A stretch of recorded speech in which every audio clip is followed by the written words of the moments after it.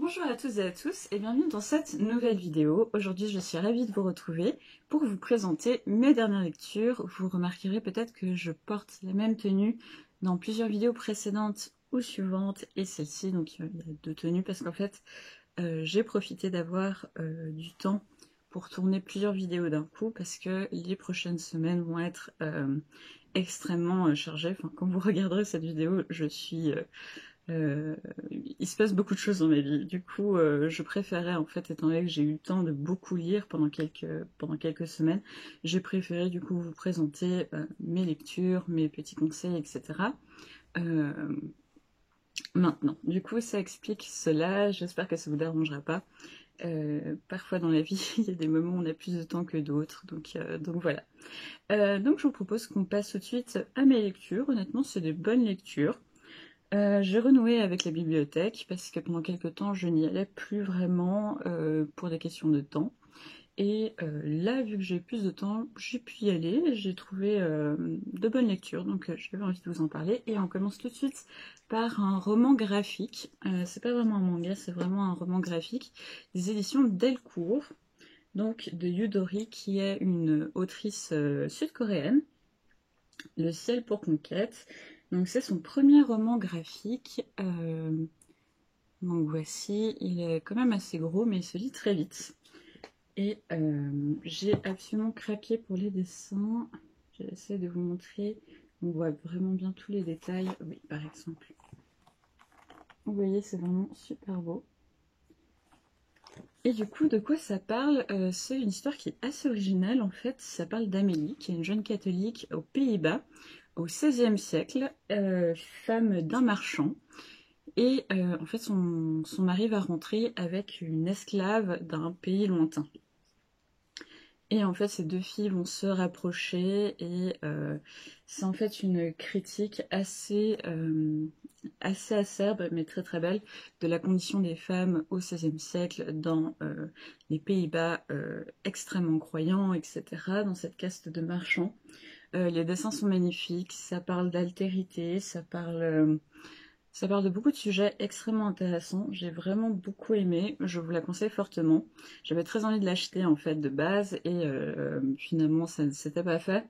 Et du coup j'ai pu le trouver en bibliothèque et honnêtement ça vaut le coup. Après, je trouve que c'est le genre de BD qu'on lit une fois et qu'on ne relit pas forcément. Mais en tout cas, étant donné qu'un de mes buts c'est de lire un maximum de BD féministes, j'ai vraiment beaucoup aimé. Et j'ai trouvé que le cadre qu'a choisi Yudori pour raconter son histoire était très original. Donc je lirai avec plaisir la suite de ces publications parce que je pense que Le ciel pour conquête a eu un bon succès et que la suite sera aussi traduite. Je ne résiste pas à vous montrer une autre planche, c'est vraiment très très beau. Donc voilà, vraiment une très très bonne surprise, une très bonne lecture. Je voudrais juste attirer votre attention sur le fait que on présente souvent cette BD comme une BD lesbienne. Honnêtement, je n'ai pas trouvé. J'ai trouvé qu'il y avait une affaire de sororité, c'est clair et net. Euh, Peut-être de l'amour de la part d'Amélie, mais honnêtement, je ne vois pas, je ne vois pas vraiment le saphisme là-dedans. Donc dites-moi si vous l'avez trouvé en commentaire, ça m'intéresse. Mais moi j'ai plutôt vu une histoire de sororité en fait et pas forcément de relation amoureuse. Donc voilà, je vous le conseille très fortement. C'est une très très bonne BD, très beau roman graphique et vraiment super. Ensuite j'ai lu, je sais pas comment tous vous les présenter. Je pense que je vais vous les présenter un à un, mais je vais faire une critique globale parce que voilà. J'ai lu une autrice suisse de manga. Il s'agit de Yami Shin. Et donc, il s'agit du manga Green Mechanic. Donc, il y a des couvertures absolument superbes. Donc, je vous les montre quand même chacune les unes après les autres parce qu'elles sont vraiment très très jolies. En cachant le nom de la bibliothèque.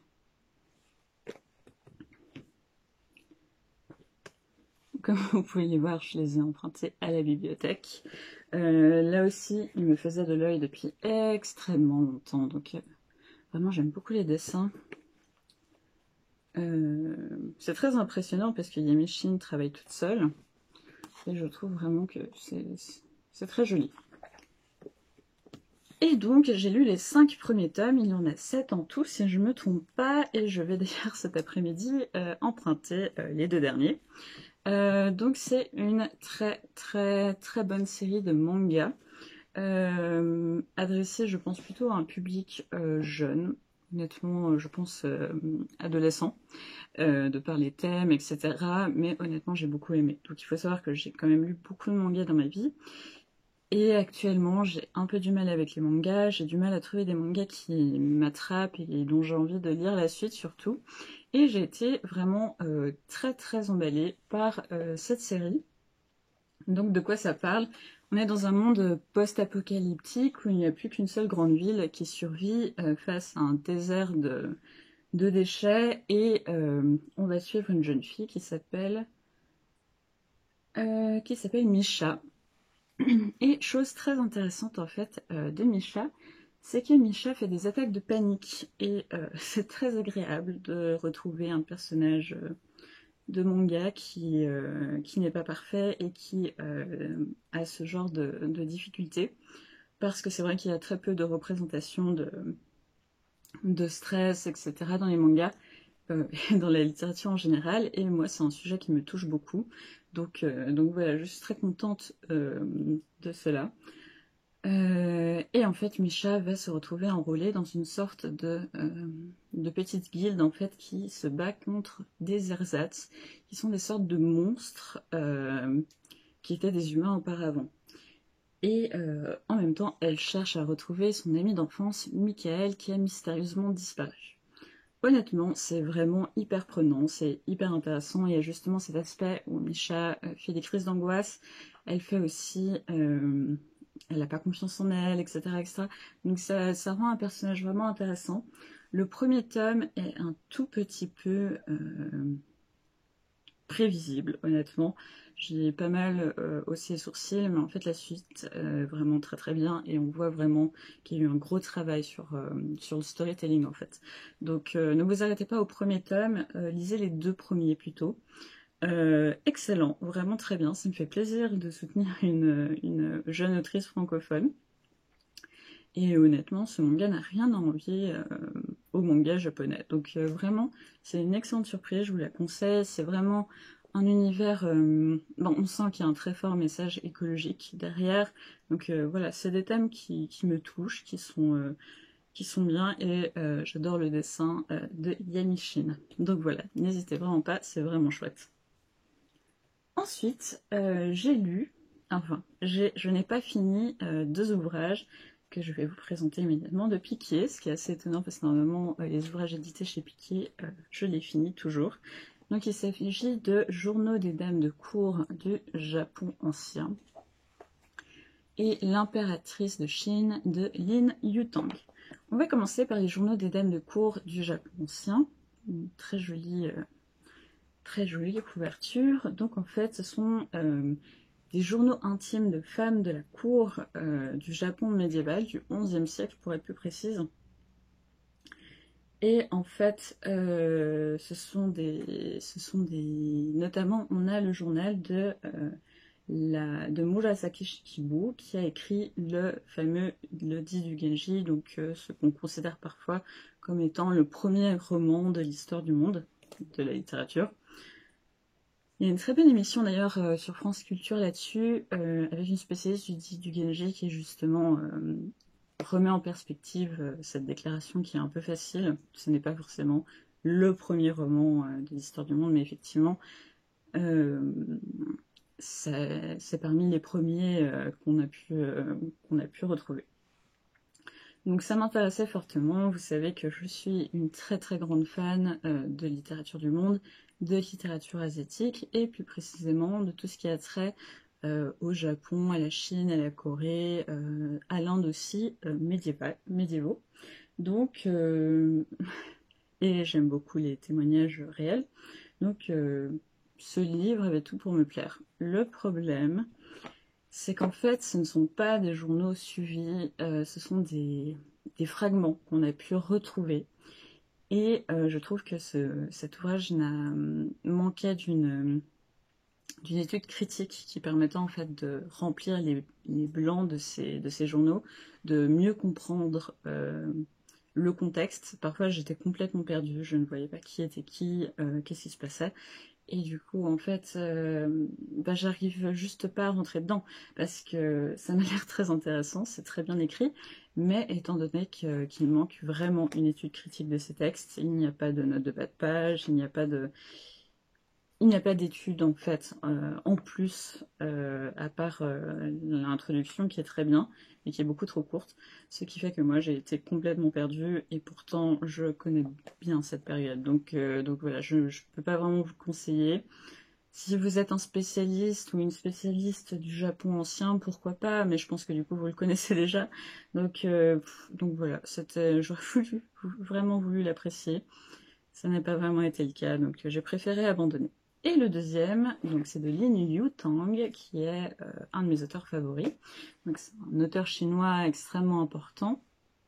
Il y a là aussi un reportage de France Culture qui est très très intéressant sur Lin Yutang. Donc voilà, n'hésitez pas à aller voir. Et donc il s'agit de l'impératrice de Chine. Donc normalement Lin Yutang, j'aime énormément.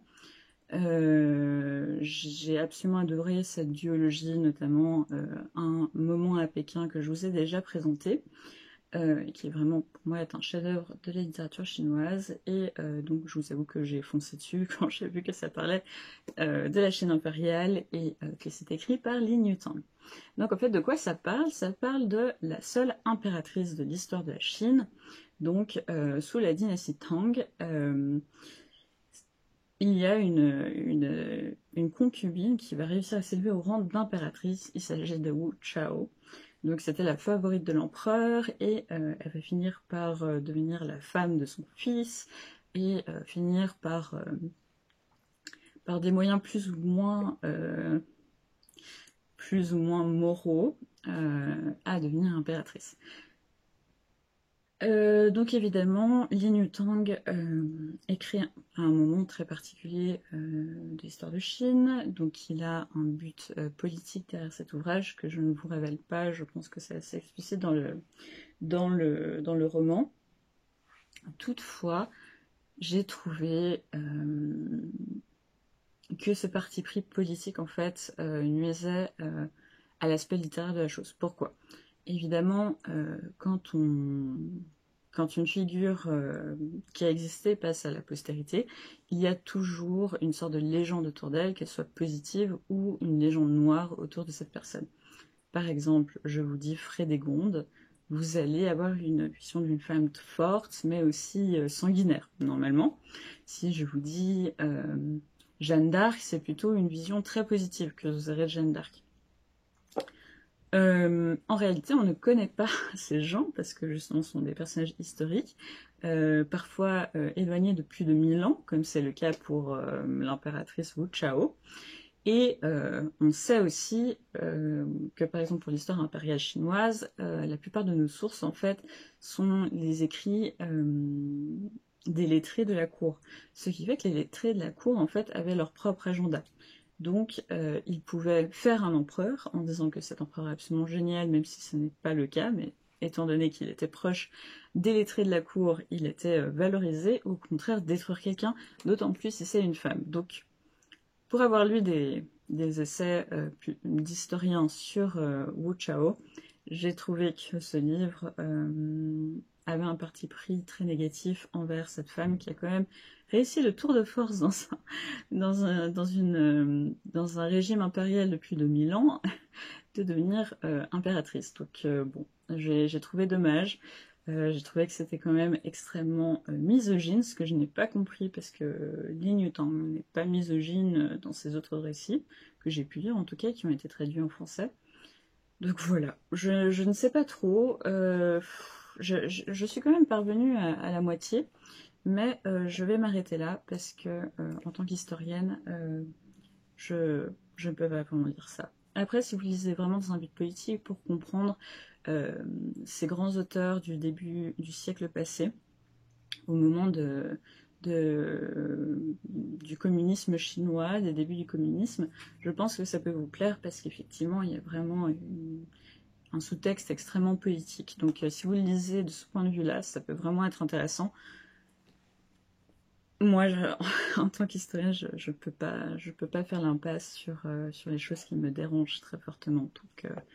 Donc voilà, essayez mais pas plus. Ensuite, j'ai lu une très très bonne surprise. Je l'avais trouvée en seconde main, je crois que je vous l'avais présenté, j'espère. Sinon, je vous le présente maintenant. Donc il s'agit de L'Oiseau de Oh Jong-hee, donc aux éditions Courts Romans et autres nouvelles que je ne connaissais pas du tout. J'aime bien parce qu'en fait c'est une sorte de carton un peu strié, je ne sais pas si vous le verrez, peut-être pas, mais du coup ça donne une bonne tenue au livre. Et donc Oh Jong-hee est une autrice coréenne et à ce que j'ai pu comprendre, elle écrit surtout sur justement les petites gens en Corée.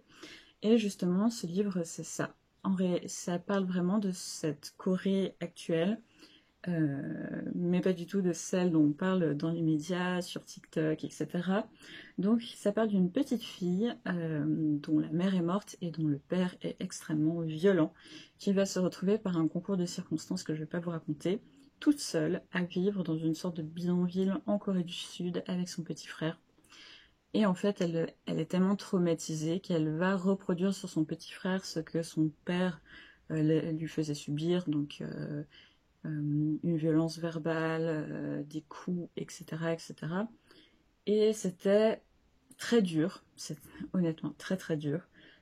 C'était absolument atroce, même à certains moments. Honnêtement, si vous ne supportez pas de lire, ce que je comprends, hein, de lire des choses sur les violences familiales, je ne vous le conseille pas.